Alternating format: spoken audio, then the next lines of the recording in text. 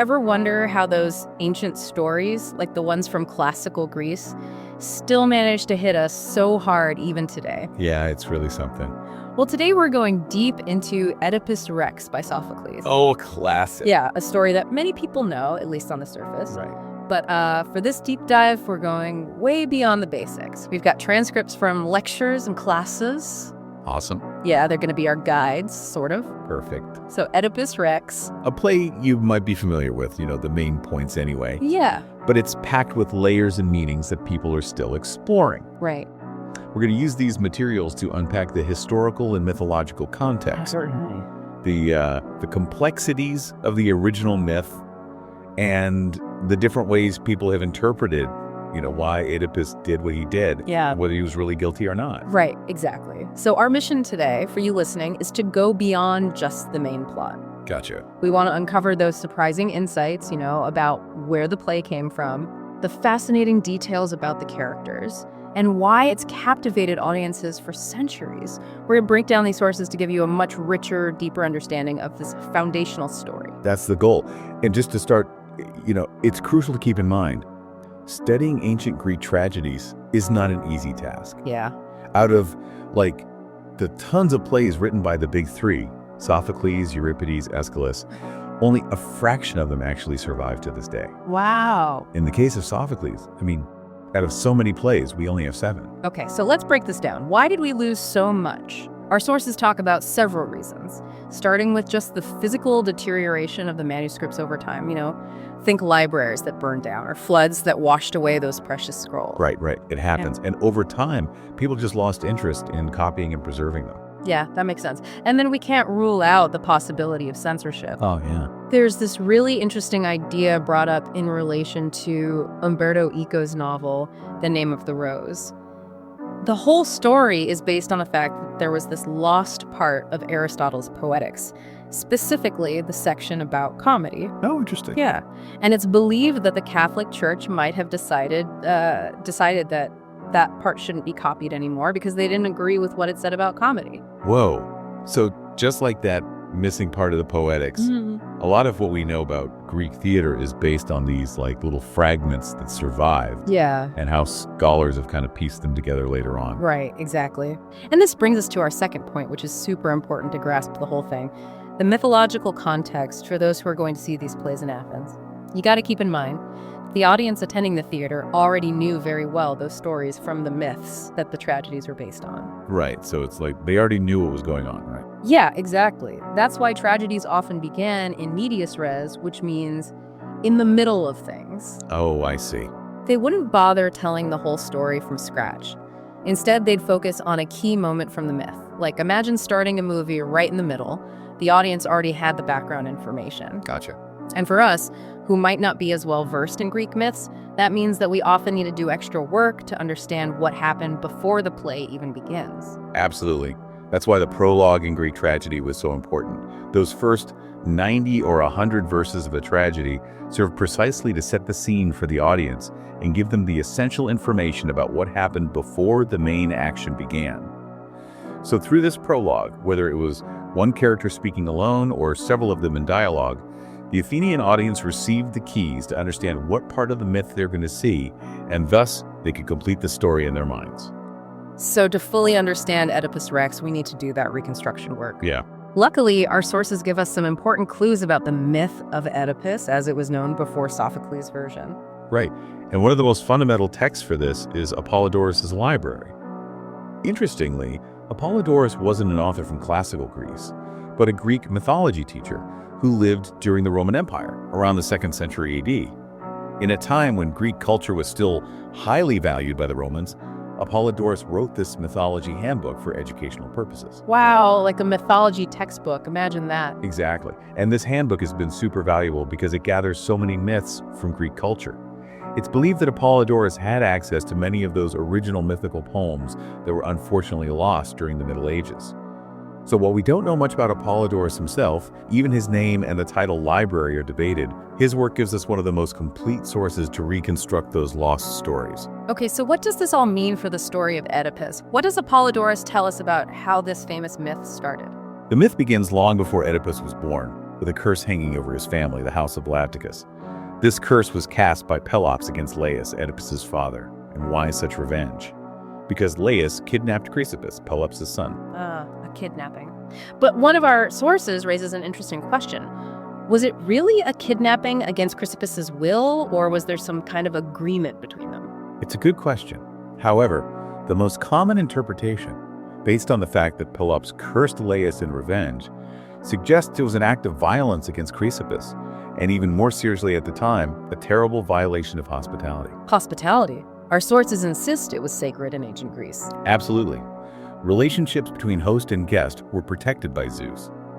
Breaking these rules wasn't just a personal offense, but had very serious political consequences, because friendships and alliances between families were largely based on those relationships of hospitality.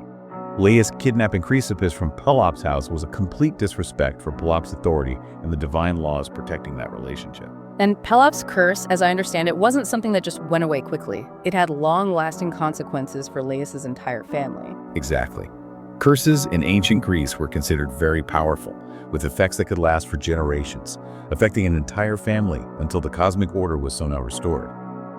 In this case, Pelops' curse said that Laius would die at the hands of his own son. Wow, imagine living with that prophecy hanging over you. Yeah.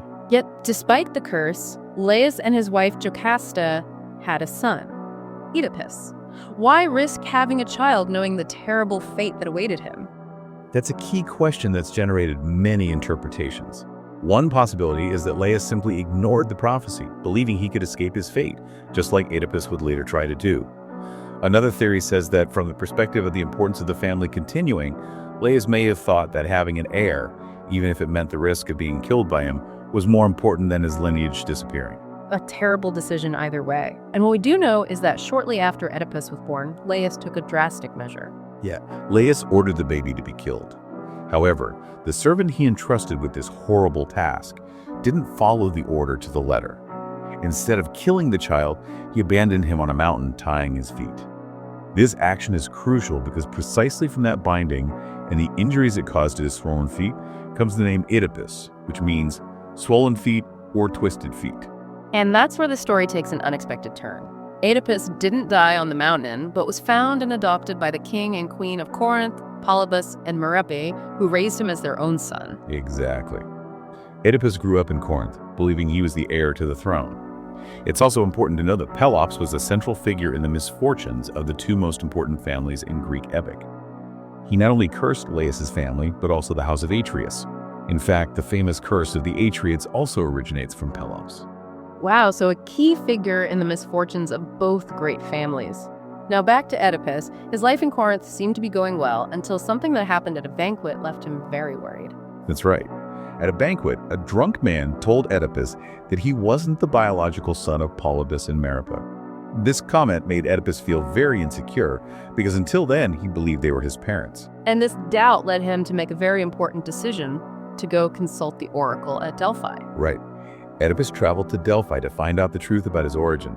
However, the oracle, as is often the case, answered in an ambiguous and terrible way. It told him that he would kill his father and marry his mother. A horrible prediction, and Oedipus's reaction, understandably, was one of terror and trying to avoid that terrible fate. Exactly. Believing Polybus and Merope to be his parents, Oedipus decided to flee Corinth, thinking that this way he could prevent the prophecy from coming true. However, on his way to exile, he came to a crossroads, a place that would be a fatal turning point in his life. The famous crossroads of three paths. What happened there? At that crossroads, Oedipus encountered a chariot carrying an old man, accompanied by some servants. There was a fight, it seems, because the old man and those with him insulted Oedipus, who reacted violently and killed them all, except one who managed to escape. What Oedipus didn't know at the time was that the old man he'd killed was Laius, the king of Thebes, his biological father. What a tragic irony. Trying to avoid one fate, he ran straight into it. Right. But one of our sources points out something important here. Yeah. In ancient Greek society, killing someone for insults, especially if you were a prince, wasn't necessarily seen as something inherently wrong. That's a crucial point to understand why Oedipus acted that way at the time. Defending one's honor was very important, and Oedipus's reaction, although from our modern perspective it seems brutal, wasn't something that was out of line with what was considered acceptable then. His tragedy lies in the fact that he didn't know who his victim was. Yeah.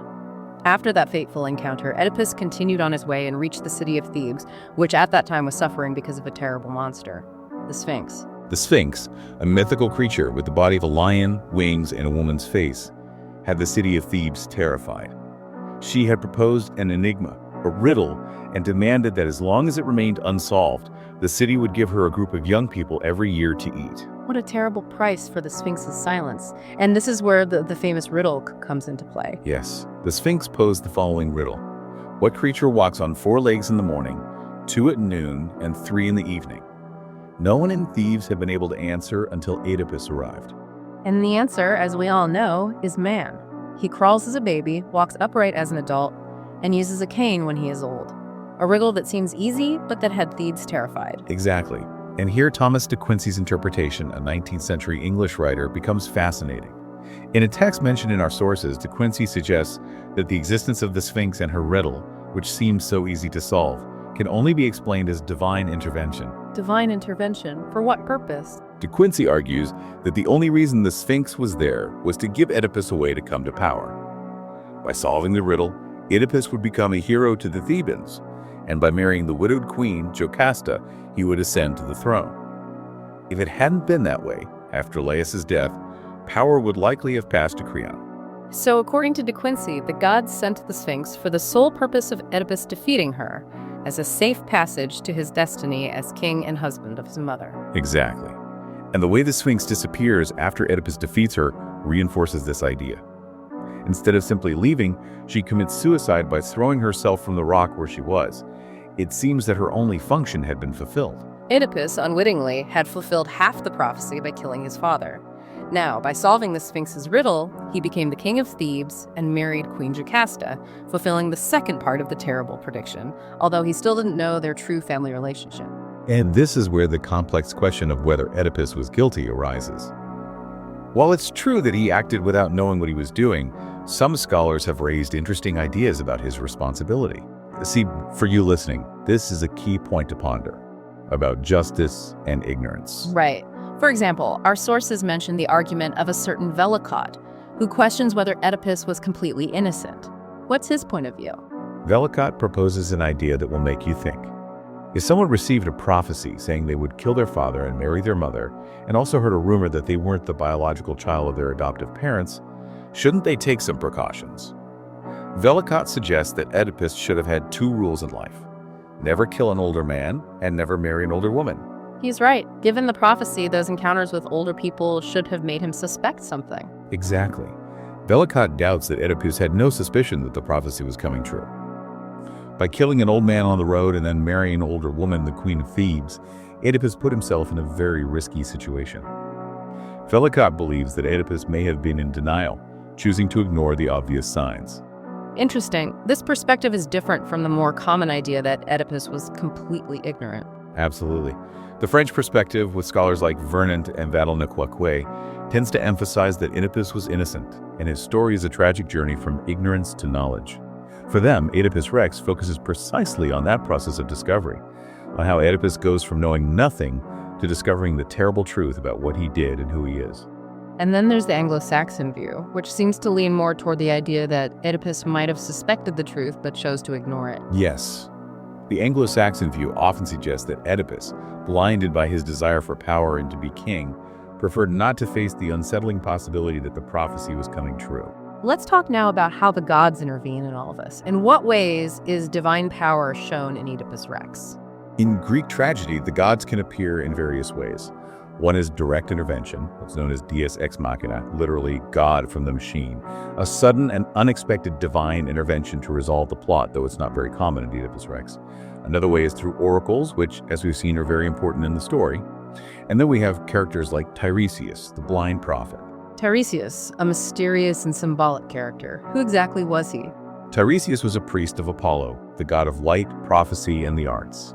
His figure relates to the tradition of seers who appear in Greek epics, like Calchas, the seer in the Iliad and Odyssey. Like Calchas, Tiresias is usually depicted blind, guided by a young man, and with the ability to see the future and know the will of the gods. blindness as a symbol of inner vision, of a wisdom that goes beyond what is seen with the eyes. Exactly. In a world where characters are often in a state of oblivion or metaphorical blindness to the truth, Tiresias, even though he can't physically see, is the one with the clear vision of what's going on.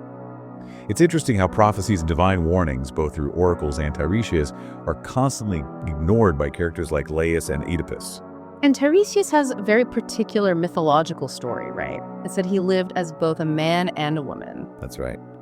Legend has it that Tiresias became a woman after injuring 2 snakes that were mating, and lived as a woman for 7 years, even marrying and having children. Then, seeing the same scene, he became a man again. This unique experience gave him, according to legend, an exceptional understanding of how both men and women thought. It's even said that when Zeus and Hera were arguing about who enjoyed the sexual act more and asked Tiresias to decide, he sided with Hera, which angered Zeus, who blinded him, though he later gave him the gift of prophecy as compensation. A fascinating figure representing a unique wisdom. For sure. Back to Oedipus Rex. After the plague reaches Thebes, an investigation begins to find Laius's killer. What role does Oedipus play in this search for truth? Oedipus, curiously, becomes the lead investigator. Oh, He wants to save the city and doesn't know he's involved, so he promises to find and punish the culprit. But as the investigation progresses, Oedipus wrongly accuses Creon, thinking he's conspiring against him to take power. this obsession with power and Oedipus's paranoia are seen by some as one of his greatest mistakes. Right. Many interpret this accusation against Creon as a sign that Oedipus is so determined to remain king that he doesn't want to see the evidence that's beginning to point to him as the culprit. And it's precisely this investigation that Michel Foucault analyzes in his lecture, Truth and Juridical Forms. Ah, Foucault. What does he tell us about Oedipus's investigation? Foucault makes a very important distinction between religious truth, which comes to us from the oracle and Tiresias, and juridical truth, which is constructed through investigation, listening to testimonies, and interrogations. Although Foucault makes a mistake by trying to link the name Oedipus to the Greek verb oida, meaning to know, his analysis remains very valuable in understanding the play. What's his main idea? Foucault focuses on how Oedipus tries to find out the truth by human means, through judicial investigation, instead of accepting the truth that was revealed to him by religion. He introduces the idea of symbolon, which comes from the ancient Greek custom of breaking a coin or a tablet into two parts as a sign of agreement or recognition. Foucault uses this analogy to explain how juridical truth is formed from fragments, from testimonies and evidence that are pieced together. So Oedipus is trying to reconstruct the truth as if it were a puzzle. Exactly. Oedipus gathers testimonies, interrogates witnesses, like the one who survived the attack at the crossroads and the shepherd who didn't kill the baby. He constructs a story based on human evidence. However, the irony, according to Foucault, is that this effort by Oedipus to establish a juridical truth ends up confirming the religious truth he initially rejected. At the end of his investigation, Oedipus discovers that he is, in fact, the murderer of his father and the husband of his mother. For you listening, think about this. Oedipus's very attempt to find rational evidence leads him to the truth he wanted to avoid. So for Foucault, Oedipus's attempt to reach the truth through rational and juridical means paradoxically proves that the revealed truth was correct. It's an interpretation that suggests that Sophocles' play has a somewhat conservative view, where divine wisdom is more important than human intelligence. In this sense, another scholar we mentioned, Gu, even interprets the tragedy as a critique of philosophy, as if it were warning us about the dangers of relying too much on human reason instead of on traditional or divine wisdom. Gu sees Oedipus as a badly initiated hero who relies on his intellect rather than on the help of the gods or traditional heroic actions. This debate about what truth is and how we achieve it is fascinating. For sure. Switching gears a bit, our sources also talk about the difference between ancient and modern psychology, especially when it comes to intention. How did the ancient Greeks understand why people did what they did and who was responsible? That's a fundamental point to avoid misinterpreting characters like Oedipus. The modern psychoanalytic interpretation, especially Freud's idea of the Oedipus complex, sees the tragedy as a representation of the hidden desires we all have toward the parent of the opposite sex and the rivalry with the parent of the same sex. Freud took Oedipus as an example of this basic psychological conflict. That's right. However, it's criticized that this interpretation doesn't take the era into account. As pointed out in our sources, in older versions of the myth, like those that appear in the Iliad and Odyssey, Oedipus's incest doesn't seem to have the same weight or tragic consequences as in Sophocles' play. It's even mentioned that in those versions, Oedipus continues to rule Thebes alongside Jocasta after discovering that they were related. Note the difference to understand how ideas about this have changed. What a difference. It seems like the prohibition of incest wasn't as important in earlier times. Exactly. Levi Strauss, from a structuralist perspective, explains that the prohibition of incest is a basic social rule to ensure that families exchange sons and daughters, thus creating social alliances. If families only married among themselves, that exchange would be limited and therefore the formation of society. Imagine a card game. If a group only plays among themselves, the larger game is impossible. The prohibition of incest forces families to exchange their children through marriage, building broader social connections. So the prohibition of incest has a social function beyond what biology dictates. Right. Now, going back to ancient psychology, scholars like A.W.H. Adkins and E.R. Dodds have pointed out that the way the ancient Greeks understood people was very different from our modern idea that we are completely psychologically independent. The ancient Greeks believed that people were influenced by external forces, such as age, a kind of confusion or blindness that the gods sent and that led them to make mistakes. So they didn't think decisions were always the result of a completely free individual will. Exactly. And this relates to ancient ethics, which was mainly objective. Responsibility was based on what was done, regardless of whether there was intention or not. If someone did something harmful, they were considered guilty and had to bear the consequences, even if they hadn't known or had been under the influence of hate. For you listening, think about how this changes our idea of guilt. It's an important difference from our modern ethics, which usually takes into account whether the person intended to do something wrong to decide whether they are guilty. Precisely.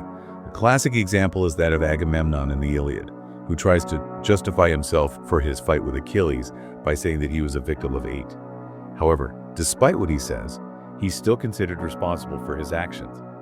Applying this to Oedipus, even if we accept that he didn't know what he was doing, from an ancient, objective ethical perspective, he would be considered guilty of killing his father and marrying his mother for the acts themselves. A way of thinking that makes us reflect a lot on how we understand guilt and responsibility over time. That's right. Oedipus Rex remains an incredibly complex work that invites us to consider many ways of interpreting it. Exploring its historical and cultural context, along with the different ideas of scholars, greatly enriches our understanding of this enduring tragedy. End to end, I leave you with this question, listener. Taking into account how they understood responsibility in ancient times, how does that challenge our modern way of looking at guilt and innocence, especially when people don't know the consequences of their actions? I encourage you to keep thinking about the role of fate versus free will in this play, and maybe explore other Greek tragedies like Ajax, which gives us even more insights into the psychology and ethics of antiquity. Great idea.